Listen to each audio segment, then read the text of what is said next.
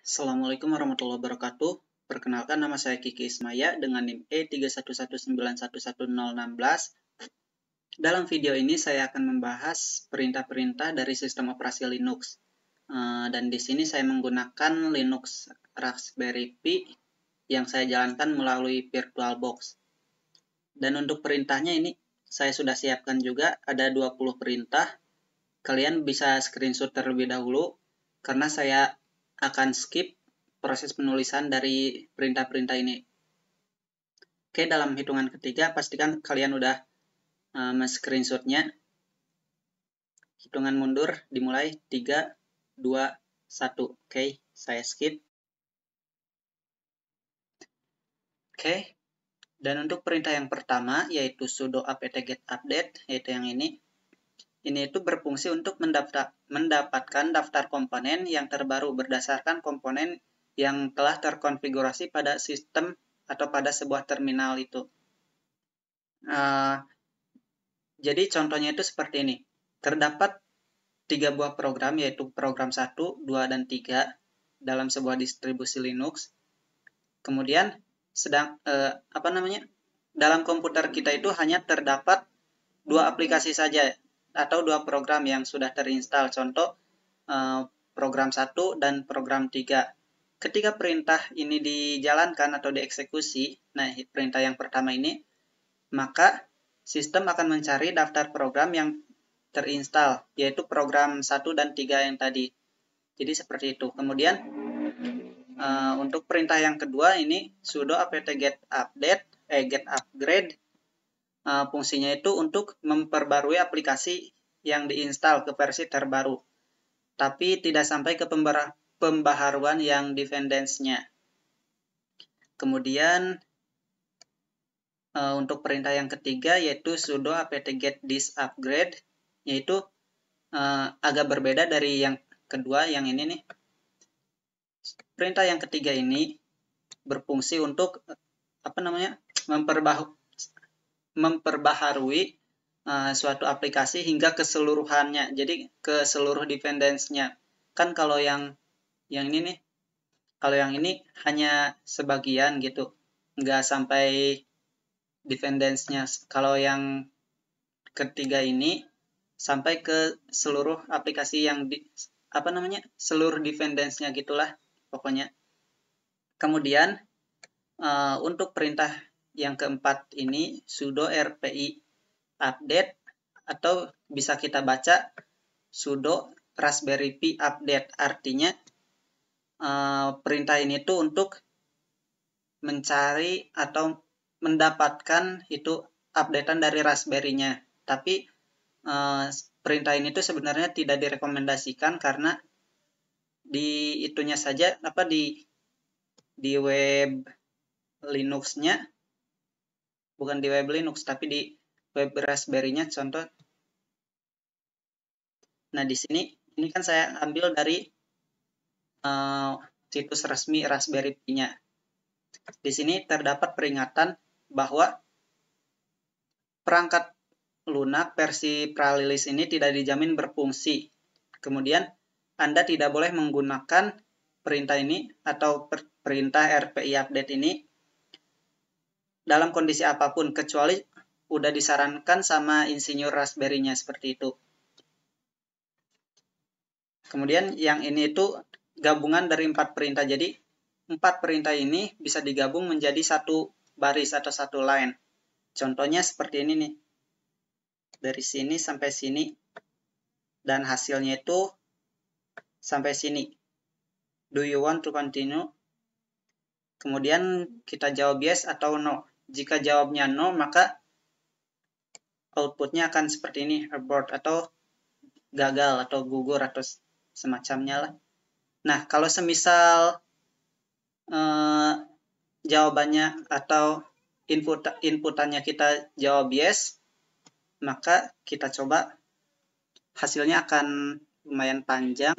Kita coba sudo apt-get update.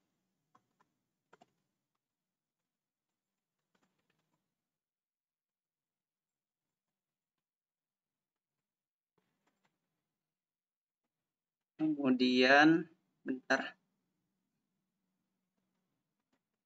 sudo apt get is upgrade.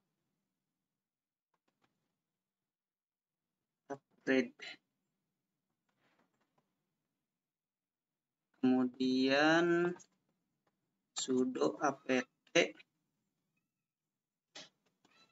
get, bukan, sudo rpi update.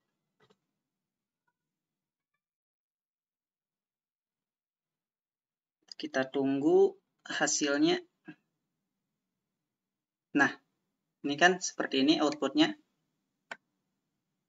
Di sini ditanyakan apakah kamu ingin melanjutkan atau menyelesaikannya. Jika jawabannya itu ya, maka akan hasilnya seperti ini. Ini panjang banget. Kalau ditunggu lumayan memakan waktu. Kita tunggu aja sampai videonya beres, kita lihat. Kemudian lanjut ke perintah yang kelima, yaitu cat /proc/cpu info. Tapi di sini ada spasi di antara slash ini. Untuk penulisannya seperti itu. Jadi perintah ini itu berfungsi untuk menampilkan info dari CPU-nya. Contohnya seperti ini nih.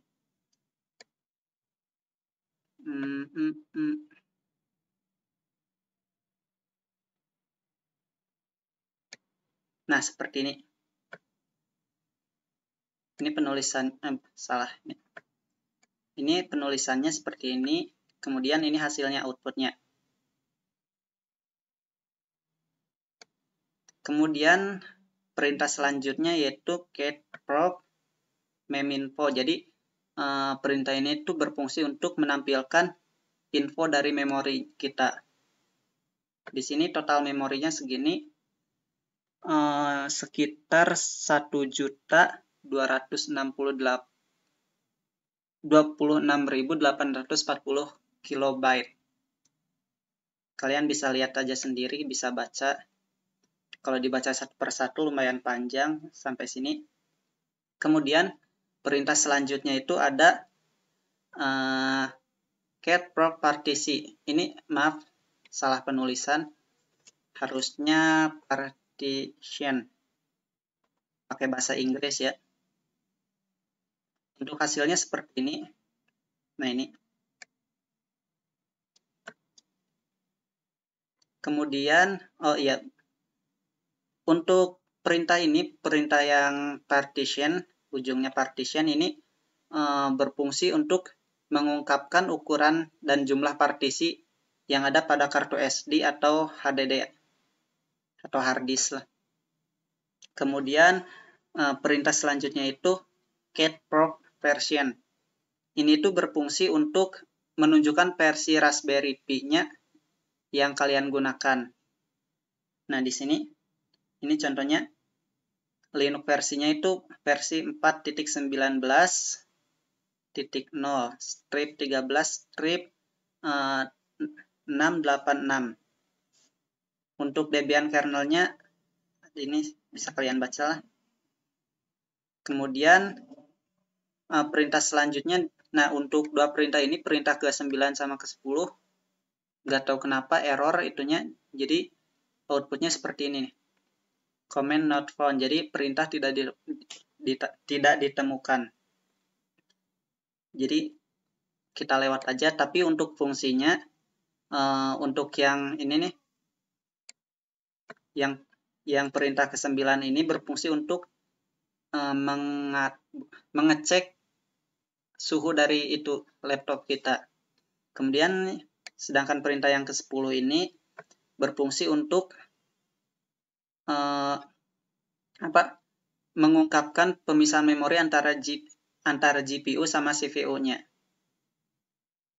Kemudian lanjut ke perintah ke-11. Untuk perintah ke-11 yaitu free spasi min O spasi min H. ini tuh berfungsi untuk menampilkan memori sistem yang tersedia. Nah, ini kita scroll. Nah, ini outputnya seperti ini. Kurang ngerti apa artinya nih. Kemudian lanjut lagi ke top D1. Perintah selanjutnya yaitu perintah ke-12. Top D1 untuk outputnya sendiri seperti ini. Ini terus-menerus berjalan.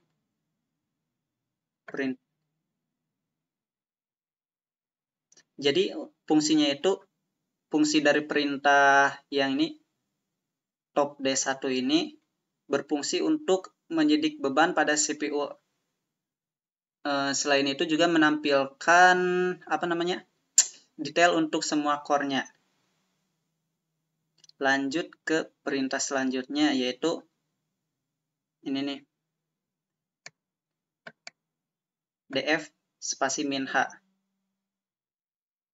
Untuk perintah ini fungsinya itu yaitu lupa, bentar.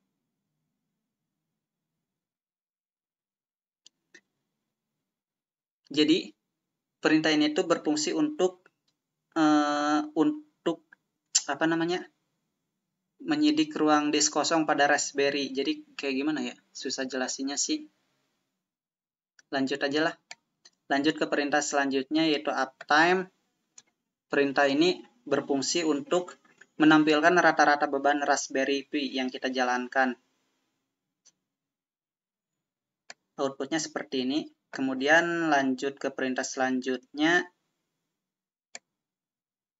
Scroll lagi ke bawah, naik perintah ini uptime. Kemudian ini perintah selanjutnya ls dev sda. Ini tuh bukan is tapi ls.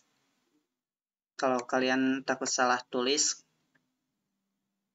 perintah ini tuh berfungsi untuk menampilkan daftar partisi pada kartu SD untuk Raspberry Pi dengan HDD yang terpasang. Seperti itu. Kemudian lanjut ke ls USB. Fungsi ini berfungsi untuk menampilkan semua perangkat USB yang terpasang. Jadi ini kan di laptop saya ini ada salah satu USB yang terpasang, jadi outputnya seperti ini ada. Ini apa namanya sih?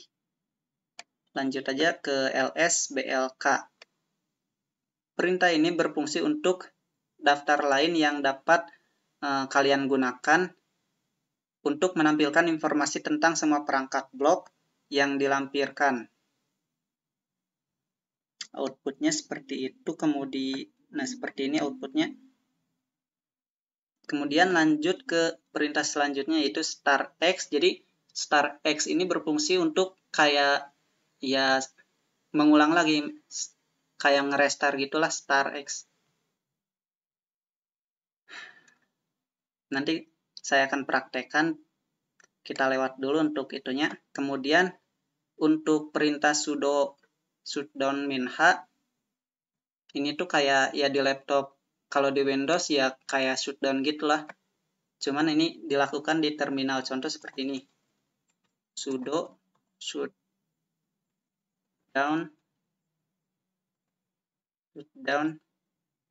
min h. Nah, untuk membatalkan perintahnya itu kita ketikkan lagi shutdown min c. Kalau kita tidak mengetikkan maka otomatis ini akan mati. Jadi si Linuxnya itu akan mati. Kita langsung klik shutdown min c. Maka akan batal. Jadi gak akan di shutdown si ininya. Raspberry Pi-nya ini. Kan ini saya menjalankannya di VirtualBox. Kemudian untuk sudo reboot ya kayak kalau di Windows itu kayak yang ini nih. Apa namanya? Nah, ini restart semacamnya. Tapi ini dilakukan di terminal Linux.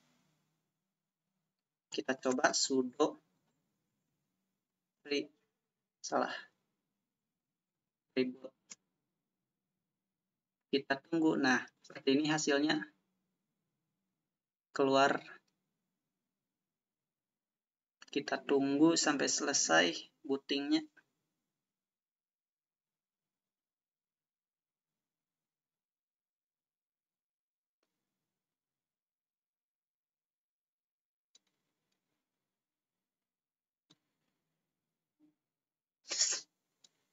Oke, udah masuk lagi. Ya kayak restart aja lah di Windows. Cuman ini bedanya itu kita lakukan di terminal Linux gitu. Kemudian yang tadi itu yang StarX kita akan coba lagi di sini. Bentar nunggu selesai dulu. Lumayan lama soalnya ini laptop kentang. Mohon dimaklum. Oke, udah masuk lagi. Kita coba yang StarX. Untuk StarX ini ya tadi udah dijelaskan fungsinya untuk memulai Raspberry Pi ke GUI-nya. Jadi ke mengembalikan ke desktop Raspbian default-nya. Seperti itu. Jadi hasilnya seperti ini, ngeblank. Ini adalah tampilan default dari Raspberry Pi-nya. Kita matikan saja karena udah selesai. Mungkin dari saya dicukupkan sekian. Mohon maaf apabila banyak kesalahan. Mohon maaf juga apabila apa yang saya sampaikan tidak sesuai dengan yang diharapkan oleh kalian. Oke. Dari saya dicukupkan sekian. Terima kasih. Wassalamualaikum warahmatullahi wabarakatuh.